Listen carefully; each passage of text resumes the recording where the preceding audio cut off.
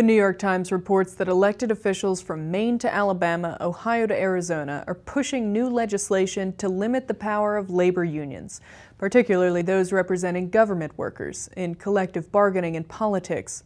State officials from both parties are wrestling with ways to curb the salaries and pensions of government employees, which typically make up a significant percentage of state budgets. But in some cases, mostly in states with Republican governors and Republican state house majorities, officials are seeking more far-reaching structural changes that would weaken the bargaining power and political influence of unions, including private sector ones. Republican lawmakers in Indiana, Maine, Missouri, and 7 other states plan to introduce legislation that would bar private sector unions from forcing workers they represent to pay dues or fees, reducing the flow of funds into union treasuries. In Ohio, new Republican Governor John Kasich, following the precedent of many other states, wants to ban strikes by public school teachers.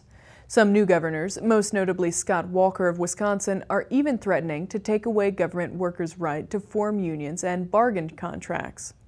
Union leaders particularly dread the spread of right-to-work laws, which prevail in 22 states, almost all in the South or West.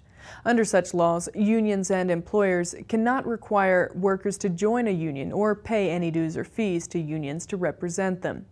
Unions complain that such laws allow workers in unionized workplaces to reap the benefits of collective bargaining without paying for it. Pointing to lower wages in right-to-work states, unions say the laws lead to worse wages and benefits by weakening unions. Some union leaders say that proposals like right-to-work laws, which have little effect on state budgets, show that Republicans are using budget woes as a pretext to undercut unions. Randy Weingarten, president of the American Federation of Teachers, told the Times, quote, "They're throwing the kitchen sink at us. We're seeing people use the budget crisis to make every attempt to roll back workers' voices and any ability of workers to join collectively in any way whatsoever."